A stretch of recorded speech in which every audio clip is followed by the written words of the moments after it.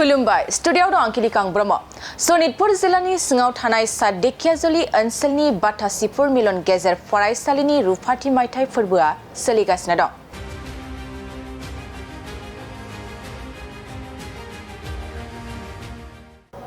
सनितपुर जिल्लानि सिङाव थानाय ढेकियाजुलि ओनसोलनि बाथासिपुर मिलन गेजेर फरायसालिनि रुफाथि मायथाइ फोरबोआ 14 आरो 15 डिसेम्बर खालारखालि साननैनि हाबाफारिजों सोलिगासिनो दं। बे हाबाफारियाव बिटिआरनि इएम डक्टर नीलत स्वर्गियारिजों लोगोसे ढेकियाजुलि एलकेडि कलेजनि बर' बिफाननि गाहाय डक्टर तुलन मोसाहारि, दुलाराय बर' फरायसा आफादनि बुंथिगिरि अबिद नार्जारी बिथांमोना बाहागो लायो।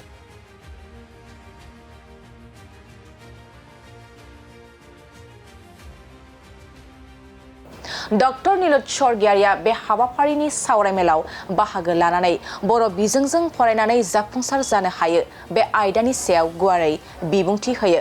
लोगोसे डक्टर नीलत स्वर्गियारिया खौरांगिरिफोरनि गेजेरजों मिडियामा सासे सुबुंखौ जाफुंसार जानायाव होबथानाय जेंना जानो हाया। बेनिखायनो मिडियाम आरो रावखौ लानानै जेबो जेंना जानो नाङा होननानै फोरमायो बिथां डक्टर नीलत स्वर्गियारि बिथाङा। खोब गोजोननाय मोनदों।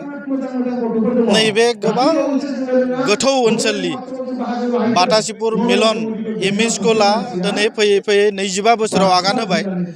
बे 25 बोसोराव नैबे बाथासिपुर मिलन एमइ स्कुलनिफ्राय गोबां फरायसाफोरा सोरबाया बिजनेसमेन जादों, सोरबाया डक्टर जाबाय, सोरबा इन्जिनियार जाबाय, सोरबा पलिटिशियान जाबाय।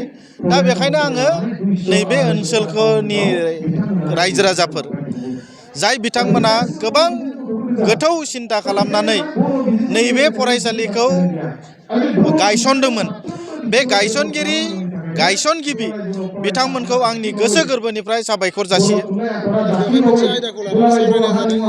खोब गोजोनथाव जे बर' बिजोंनि इयुनखौ लानानै आरो बर' बिजोंजों फरायनानैबो जे सासे मोजां साक्सेसफुल बेक्ति जानो हायो बिनि सायाव जि सावरायनाय, बे सावरायनाया मिनिं गोनां, ओंथि गोनां। थारैनो बर' मिडियाम एबा मिडियामा सासे सुबुङा साक्सेसफुल जानायाव मालाबाबो होबथानो हानाय जेंना जानो हाया। दा बेखायनो मिडियामखौ लानानै खुनु समस्या जाया, रावखौ लानानै खुनु समस्या जाया। बेनि अनगायैबो जोंनि ओनसोलाव थानाय जेसेबांखिनि साक्सेसफुल बेक्तिफोर दङ, प्राय बेक्तियानो दिनै बर' मिडियामनिफ्राय फरायनानै साक्सेस जानाय। दा बेखायनो आं सानो जे मिडियामा साफ्रोमबो बेक्तिखौ साक्सेस खालामनायाव मालाबाबो होबथाया। दा बेखायनो आं आसा खालामो फैबाय थानाय समाव बाथासिपुर मिलन एमइ स्कुलनिफ्राय गोबां मोजां मोजां गथ'फोर सृष्टि जागोन आरो बाथासिपुर नैबे ओनसोलाव बर' माहारिखौ दानाय, बर' माहारिखौ गोजौ थाखोआव लांनो हानाय माखासे बेक्तिफोर सृष्टि खालामगोन। बाहाय एमइ स्कुलल' नङा, हाइ स्कुलबो दङ। गतिके बिटिआर सुक्तिनि गेजेरजों बाथासिपुर हाइ स्कुलाबो प्रभिन्सियेलाइज जागोन, आं बेखौ मिजिंथियो।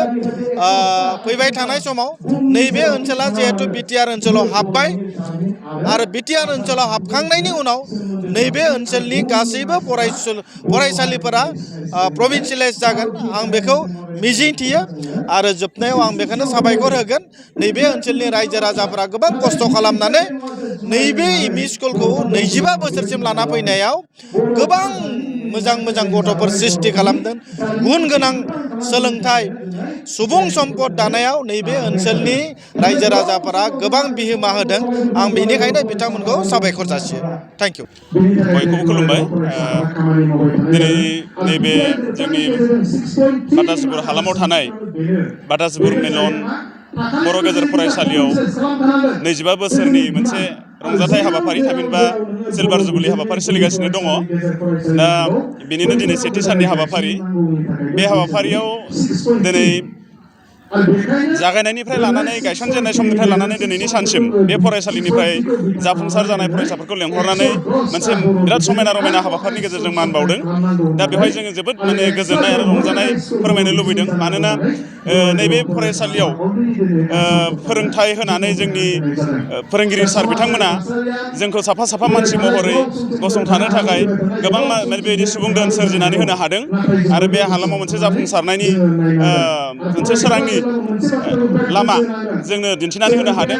जानो हागौ नैबे फरायसालिया दिनै 25 बोसोरसिमावबो आबुङै सरकारि जायाखै, थेवब्लाबो जोंनि फोरोंगुरु सार बिथांमोना बे जागायनायनिफ्राय लानानै दिनैनि सानसिम जोबोद दुखु खस्थ'नि गेजेरजों जोंनि बे हालामनि गोरिब गुन्द्रा गथ'फोरखौ बर' बिजोङावनो सोलोंथाइ होनानै साफा साफा जाफुंसार मानसि सोरजिगासिनो दङ आरो इसोरनि अननायाव फैबाय थानाय समाव नैबे फरायसालिनिफ्राय आरोबाव साबसिन हामसिन माने मोजां फरायसाफोर सोरजिबावनो हागोन आरो सारमोननिसिम नैबे हाबाफारिखौ लाफुंनायनि थाखाय आरो जोंखौ बे हालामाव फोरोंथाइ होनानै मोजां लामा फारसे हारिखौ दैदेनलांनायाव हाबा मावनायनि थाखाय आङो जुगामियै बिथांखौ रोजा रोजा साबायखर बावो साफ्रोम फोरोंगुरु सार बिथांमोननिसिम। गोजोन्थों।